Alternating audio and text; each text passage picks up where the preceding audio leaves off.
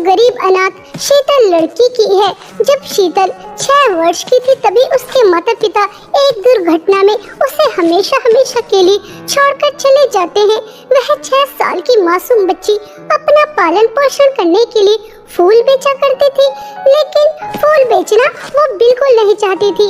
वह ड्रेस पहनकर स्कूल जाना चाहती थी, पढ़ना चाहती थी ताकि वह पढ़ लिखकर अफसर बन जाए, लेकिन फूल बेचकर उसे ज्यादा पैसे कहाँ मिलते थे। 2 समय का खाना मिल जाए वह शीतल के लिए बहुत बड़ी बात होती थी। ऐसे ही एक दिन शीतल के पास एक औरत फूल खरीदने आती है। अरे बेटा, तुम्हारे फूल तो बड़े ताजे ताजे हैं, बहुत खुशबू आ रही है। ये लो 50 रुपए की दे दो। बेटा, यह किताबें किसकी रखी है? वो आंटी जी, यह किताबें मेरी हैं, क्योंकि मुझे पढ़ने का बहुत शौक है, इसलिए फूल बेचने के साथ साथ पढ़ाई भी कर लेती हूँ। गरीब हूँ, ऊपर से अनाथ भी हूँ, स्कूल नहीं जा सकती, इसलिए अपना शौक ऐसे ही पूरा कर रही हूँ, वरना तो मेरा भी स्कूल जाने का बहुत दिल चाहता है। अरे बेटा, तुम्हारी यह बातें सुनकर मेरी तो आंखें ही नम हो गईं। मेरा भी इस दुनिया में कोई नहीं है, लेकिन तुम्हारा पढ़ाई के प्रति इतना प्रेम, इतना झुकाव देखकर मैं तुम्हें स्कूल जरूर भेजूंगी, क्योंकि मैं प्रिंसिपल के यहाँ पर झाड़ू पोंछे का काम करती हूँ। अगर मैं उनसे तुम्हारे लिए सिफारिश करूंगी तो तुम्हें एडमिशन जरूर मिल जाएगा। और हाँ बेटा, आज के बाद तुम अपने आप को कभी अनाथ नहीं कहोगी। मैं हूँ ना तुम्हारी माँ। सावित्री का अपने प्रति इतना प्यार देकर शीतल की आंखों में आंसू आ जाते हैं। सावित्री शीतल के आंसू साफ करती है और उसे अपने साथ अपने छोटे से घर में ले जाती है, और अगले दिन वह काम करने जाती है और अपनी मालकिन से कहती है, मैम साहब, यह शीतल है, बेचारी अनाथ है, इसका इस दुनिया में कोई नहीं है, मैंने इसे अपना नाम दिया है, आज से ये मेरी बेटी है। और आपको पता है मैम साहब, ये पढ़ाई में बहुत होशियार है, आज तक स्कूल नहीं गई, लेकिन खुद ही पढ़ाई कर कर काफी होशियार हो गई। अगर आप साहब से कहकर इसे स्कूल में एडमिशन दिला देती तो आपकी बहुत बड़ी मेहरबानी होगी। ठीक है सावित्री, तुम हमारे यहाँ पर बहुत समय से काम कर रही हो, इसलिए मैं तुम्हारी इस इच्छा को जरूर पूरी करूंगी। शीतल का एडमिशन हो जाएगा, तुम चिंता ना करो। शीतल यह बात सुनकर खुशी से झूम उठती है कि अब वो भी स्कूल जाएगी, स्कूल यूनिफॉर्म पहनेगी, स्कूल बैग टांगेगी और पढ़ने जाएगी। ऐसे ही कुछ दिन बीत जाते हैं। स्कूल में एक सीट खाली होती है। पहले शीतल का टेस्ट होता है तो वह टेस्ट में पास हो जाती है और उसका इतने बड़े स्कूल में एडमिशन हो जाता है। शीतल बहुत ही ज्यादा खुश थी, लेकिन उसी स्कूल में प्रिंसिपल की बेटी भी पढ़ती थी, रचना। वह शीतल को बिल्कुल भी पसंद नहीं करती थी, क्योंकि शीतल पढ़ाई में बहुत ही ज्यादा होशियार थी। हमेशा वह सभी टेस्ट में फर्स्ट आया करती थी और रचना सेकंड। शीतल की वजह से रचना को अपनी सेकंड पोजीशन बिल्कुल भी पसंद नहीं आती।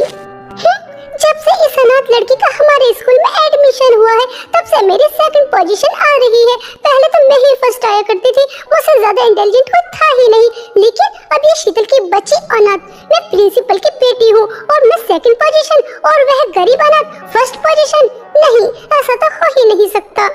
इस तरह से रचना अंदर ही अंदर शीतल से बहुत ही ज्यादा जलने लगती है और कोई मौका नहीं छोड़ती उसे नीचा दिखाने का, उसके ऊपर हंसने का। और रचना क्लास में भी किसी को शीतल का दोस्त नहीं बनने देती थी। शीतल अकेले ही लंच करती थी और लंच टाइम में अकेले ही बैठी रहती थी। ऐसे ही एक दिन शीतल लंच कर रही थी, तभी रचना अपने दोस्तों के साथ आकर उसका बहुत मजाक उड़ाती है, उस पर बहुत हंसती है।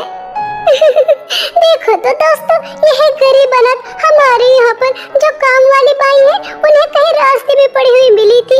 पापा के पैरों में गिड़गिड़ाई, उनके हाथ जोड़े, तब जाकर तो इसे इतने बड़े स्कूल में एडमिशन मिला है, वरना तो ये अनाथ पहले की तरह फूल बेच रही होती। ताजे ताजे फूल ले लो फूल, जैसे पहले बेचा करती थी। वो तो पापा को दया आ गई जो इस अनाथ का हमारे स्कूल में एडमिशन हो गया। रचना, मैं तुम्हारे पापा की आभारी हूँ, क्योंकि उन्होंने मुझे इस स्कूल में आने का मौका दिया, लेकिन मेरा एडमिशन तब हुआ जब मैंने टेस्ट पास किया। अगर मैं टेस्ट में फेल हो जाती तो चाहकर भी तुम्हारे पापा मेरा एडमिशन इस स्कूल में नहीं करते, इसलिए मैं इस स्कूल में अपनी मेहनत से आई हूँ। इस अनाथ स्टूडेंट की तो मुझे हैकड़ी निकालनी ही होगी। देखो तो गरीब अनाथ मुझे कैसे जवाब देकर गई है, इसे तो मैं सबक सिखा कर ही रहूंगी। देख लेना, मैं भी रचना हूँ। रचना, तुझे कैसे सबक सिखाती हूँ। ऐसे ही समय का पहिया घूम रहा था और एग्जाम आने वाले थे। शीतल जिस तरह से सभी टेस्ट में फर्स्ट आया करती थी, इसलिए वह एग्जाम में भी फर्स्ट आना चाहती थी और वह रात दिन मेहनत करती है। शीतल को इस तरह से इतनी कड़ी मेहनत करते हुए देखकर सावित्री बहुत खुश होती है और उससे कहती है, शीतल बेटा, देखना स्कूल में तो तुम ही फर्स्ट आओगी। तुम्हारी यह कड़ी मेहनत जरूर रंग लेकर आएगी और तुम मेरा नाम जरूर रोशन करोगी। लेकिन बेटा, पढ़ाई के साथ साथ खाना भी जरूरी है। पढ़ाई के आगे तुम तो खाने को भूल ही जाती हो। चलो किताबें रखो और खाना खाओ। मेरी प्यारी माँ, मैं आपका ये एहसान कभी नहीं भूल सकती कि आपने इस अनाथ लड़की को स्कूल जाने का मौका दिया। अगर आप मुझे न मिलती तो मुझे स्कूल जाने का कभी अवसर मिलता ही नहीं। और देखना, मैं आपका नाम जरूर रोशन करूंगी। खबरदार, अगर दोबारा से खुद को अनाथ कहा तो एक तरफ माँ भी कहती हो, दूसरी तरफ खुद को अनाथ भी बताती हो। और मैंने कोई तुम्हारे ऊपर एहसान नहीं किया, यह तो तुम्हारी मेहनत है जिसका तुम्हें परिणाम मिल रहा है। अच्छा चलो, बहुत बात हो गई, खाना खा लो। सावित्री के कहने पर शीतल खाना खा लेती है और खाना खाकर दोबारा से पढ़ाई करने लगती है। जहाँ शीतल दिन रात पढ़ाई कर रही थी, वहीं दूसरी तरफ रचना शीतल को स्कूल से निकालने का प्लान बना रही थी। और ऐसे ही सोचते सोचते उसे एक खतरनाक प्लान समझ में आ जाता है। अरे वाह रचना, तुम्हारा क्या कहना। इस तरह से तो वह अनाथ स्टूडेंट हमेशा हमेशा के लिए हमारे स्कूल से चली जाएगी और फिर मैं कभी सेकंड नहीं आऊंगी, हमेशा फर्स्ट आया करूंगी। शीतल, अपनी बोरिया बिस्तर बांध ले क्योंकि अब तेरा स्कूल से पत्ता कटने वाला है। इस तरह से रचना बहुत सारी चिट बना लेती है और बहुत खुश होती है। कुछ दिन बाद एग्जाम आ जाते हैं। सभी बच्चे हॉल में बैठकर एग्जाम दे रहे थे। टीचर सभी बच्चों के ऊपर नजर रख रही थी। शीतल का सारा ध्यान अपने पेपर पर था। तभी रचना टीचर की नजर से छुपकर शीतल की डेस्क के नीचे वह सारी चिट फेंक देती है। कुछ समय बाद टीचर की नजर उन चिट पर जाती है और वह शीतल से कहती है, शीतल खड़े हो जाओ। यह क्या, तुम अपने साथ इतनी सारी चीटिंग लेकर आई हो? तभी तो मैं कहूँ कि इतने जल्दी जल्दी पेपर तुम कैसे कर रही हो? नहीं मैम, आपको कोई गलतफहमी हो रही है। मैंने कोई चीटिंग वीटिंग नहीं की। यह सब तो मुझे याद था, तभी मैंने पेपर में लिखा है। मुझे नहीं पता यह चीटिंग मेरे डेस्क के नीचे कहाँ से आई। मेरा विश्वास कीजिए, मैं झूठ नहीं बोल रही। मैंने कोई चीटिंग नहीं की। मैं कभी कोई चीटिंग नहीं करती। टीचर को शीतल की बात पर विश्वास नहीं होता। वह सावित्री को बुला लेती है। प्रिंसिपल भी आ जाते हैं और प्रिंसिपल सावित्री से कहते हैं, सावित्री, मैंने तुम्हारे कहने पर इस अनाथ को इतने बड़े स्कूल में एडमिशन तो दे दिया, लेकिन ये अनाथ तुम्हारे इस तरह से नाम रोशन करेगी चीटिंग करके। इसने तो पूरे स्कूल का नाम खराब कर दिया। ले जाओ इस अनाथ को अपने साथ, ये पढ़ने के लायक ही नहीं है। रचना यह सब देखकर बहुत खुश हो रही थी। वह जैसा चाहती थी वैसा ही हो गया।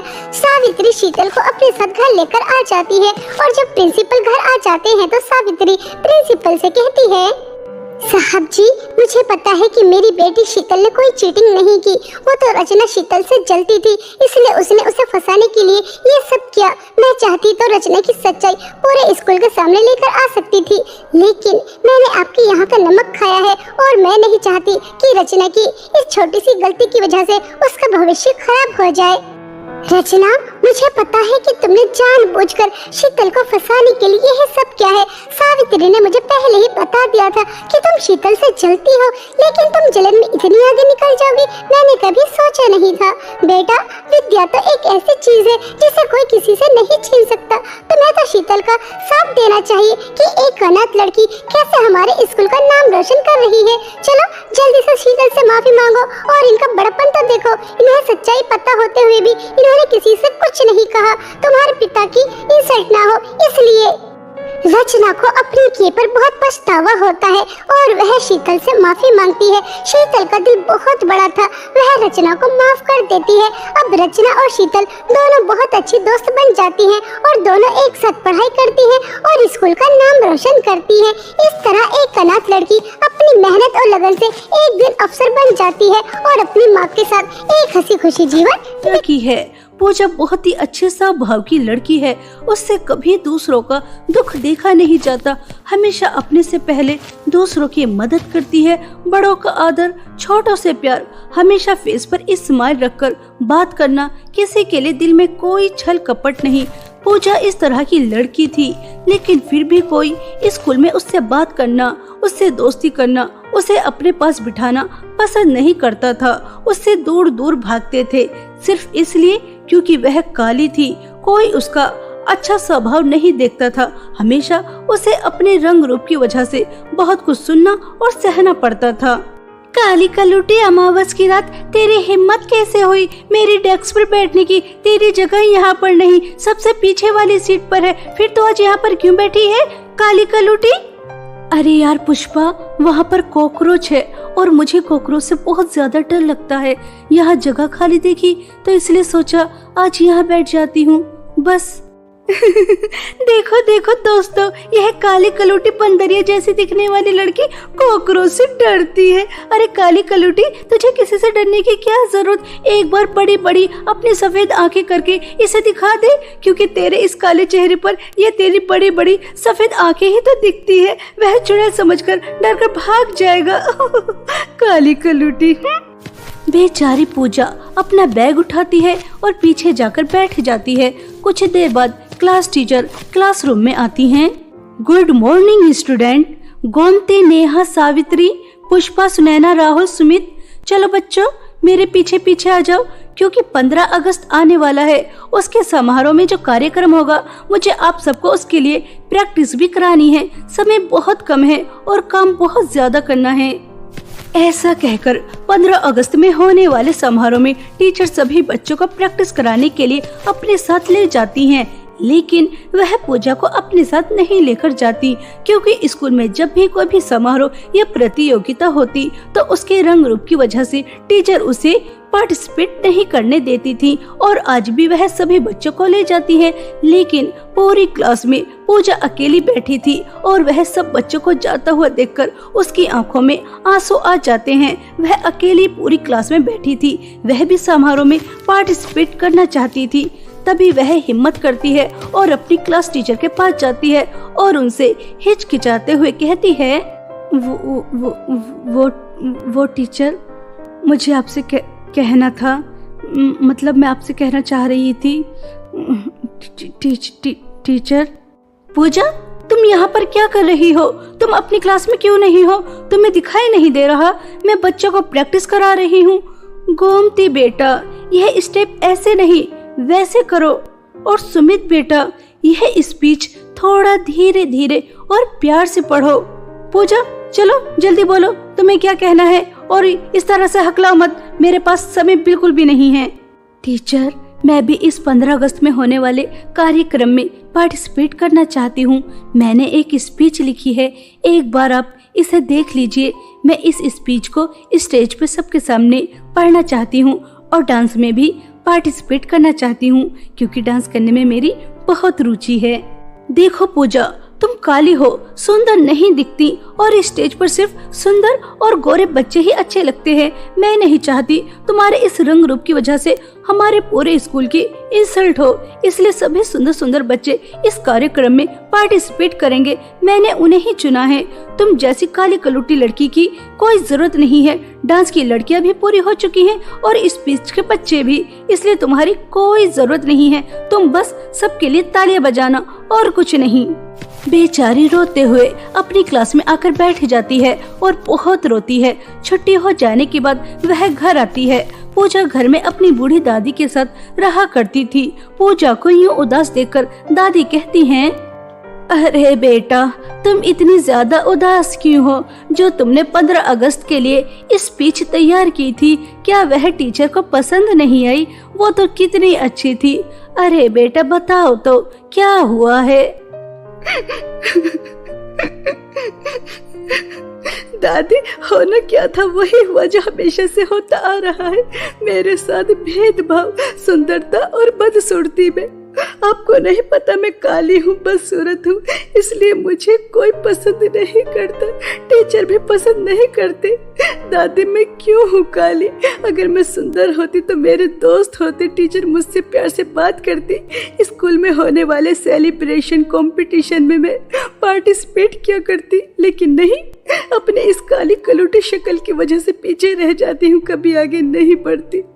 अब मुझे अच्छी तरह से समझ में आ गया कि सुंदरता ही सब कुछ है। अगर तुम सुंदर हो तो सब तुम्हारी इज्जत करेंगे, अच्छे से बात करेंगे, और अगर तुम बदसूरत हो तो कोई तुम्हारी तरफ देखना भी पसंद नहीं करेगा। बात करनी तो बहुत दूर की बात है। अरे बेटा, ऐसे नहीं रोते, चुप हो जाओ। और यह रंग रूप कुछ नहीं होता, बस इंसान का दिल सुंदर होना चाहिए। अगर दिल सुंदर तो वो इंसान भी सुंदर, अगर उसका दिल ही सुंदर नहीं तो चाहे वो कितना भी सुंदर क्यों ना हो, वह सुंदर हो ही नहीं सकता। अच्छा चलो, मैंने खाना बना दिया, खा लो बेटा।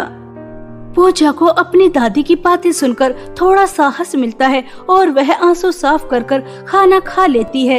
ऐसे ही समय बीत रहा था और अब वह दिन आ ही जाता है जिस दिन स्कूल में 15 अगस्त सेलिब्रेट किया जा रहा था। पूरे स्कूल को बहुत अच्छी तरह से सजाया गया, सभी बच्चे बहुत ही ज्यादा खुश थे। आज वह सब दिन से ज्यादा अच्छे लग रहे थे। साफ सुथरी ड्रेस, नहाए धोए। कुछ समय बाद समारोह शुरू किया गया। देशभक्ति गीत गाए गए, बच्चों ने अच्छी अच्छी स्पीच दी और बेचारी पूजा उन सब बच्चों को देखकर खुश हो रही थी। कुछ समय बाद चीफ गेस्ट भी आ जाते हैं। प्रिंसिपल और चीफ गेस्ट ने झंडे को लहराया। उसके बाद प्रिंसिपल एक स्पीच देती हैं। आप सभी को 15 अगस्त आजादी की बहुत ही ज्यादा शुभकामनाएं। आज का दिन हमारे लिए बहुत बड़ा दिन है, इसलिए इस दिन को जितना ज्यादा सेलिब्रेट किया जाए, जितनी ज्यादा खुशी मनाई जाए, उतनी कम है। प्रिंसिपल मैम एक बहुत बड़ी स्पीच देती हैं, जिसे सुनकर सभी बच्चे पेरेंट्स तालियां बजाते हैं। उसके बाद एक एक करके बच्चे डांस करते हैं, देशभक्ति गीत गाते हैं, नाटक करते हैं। कुछ समय बाद टीचर सभी बच्चों को एक लाइन में लगा देती हैं, क्योंकि हमेशा स्कूल में सेलिब्रेशन करने के बाद एक परेड निकाली जाती थी। तभी संजना मैम गोमती के हाथ में झंडा देकर उससे कहती हैं, गोमती तुम स्कूल की सबसे सुंदर लड़की हो, इसलिए झंडा तुम्हारे हाथ में है। तुम सबसे आगे चलोगी और सब बच्चे तुम्हारे पीछे पीछे, ठीक है? और पूजा, तुम गोमती के पीछे क्यों खड़ी हो? चलो जाओ, सबसे पीछे जाकर खड़ी हो। तुम इतनी ज्यादा सुंदर लड़की के पीछे खड़ी हो, गोमती की सारी सुंदरता पर ग्रहण लग जाएगी तुम्हारी इस बदसूरती से। जाओ पीछे जाओ। काली कलूटी कहीं भी आकर खड़ी हो जाती है। संजना मैम की बातें सुनकर पूजा को बहुत दुख होता है और वह आंखों में आंसू लेकर पीछे जाकर खड़ी हो जाती है। पूजा की इस तरह से इंसल्ट होते देख सब बच्चे बहुत हंसते हैं, उसका बहुत मजाक उड़ाते हैं। गोमती के हाथ में झंडा था और सभी बच्चे उसके पीछे पीछे देशभक्ति गीत गाते हुए चले रहे थे। तभी रास्ते में एक पत्थर आता है, जिससे टकराकर गोमती गिरने ही वाली थी। सभी बच्चे अपनी मस्ती में मस्त थे, लेकिन पूजा की नजर जैसे ही गोमती के ऊपर जाती है और उसके हाथों में तिरंगा था, वह गिरने ही वाला था। लेकिन पूजा बहुत तेज भागती है और वह तिरंगे और गोमती को गिरने से बचा लेती है। पूजा की इस हिम्मत और साहस को देखकर प्रिंसिपल बहुत ज्यादा खुश होती हैं और उसकी प्रशंसा करती हैं। पूजा बेटा, तुमने तिरंगे को गिरने से बचाया और गोमती को भी। तुम्हारे अंदर बहुत हिम्मत और बहुत साहस है। तुमने झंडे को नहीं गिरने दिया और गोमती को भी बचा लिया। तुम बहुत अच्छी हो। प्रिंसिपल मैम, झंडा तो हमारी आन बान और शान है, इस पर मैं कैसे आँच आने देती। इसकी रक्षा तो मैं अपनी जान पर खेल कर भी करूंगी। और जब अपने देश और अपने झंडे की बात आती है तो हिम्मत और साहस तो अपने आप ही आ जाता है। और वैसे भी प्रिंसिपल मैम, हमें सिखाया जाता है, पढ़ाया जाता है कि हमें दूसरों की मदद करनी चाहिए, यही हमारा कर्तव्य है। तो बस मैं अपने कर्तव्य से कैसे पीछे हट सकती हूँ? हमेशा हमें दूसरों की मदद करनी चाहिए। पूजा की यह बातें सुनकर प्रिंसिपल, चीफ गेस्ट और सभी टीचर खुश हो जाते हैं और उसके लिए क्लैपिंग करते हैं। सभी बच्चे भी। यह देखकर पूजा बहुत खुश होती है। कुछ समय बाद सभी बच्चों को मिठाइयाँ बांटी जाती हैं और अगले दिन से सभी बच्चे पूजा के साथ अच्छा व्यवहार करते हैं और टीचर भी कोई उसके रंग रूप की वजह से उसे चिढ़ाता नहीं और पूजा के अब बहुत सारे दोस्त भी बन चुके थे। अब पूजा को अपने रंग रूप से कोई शिकायत नहीं थी। वह एक हंसी खुशी जीवन व्यतीत करती है।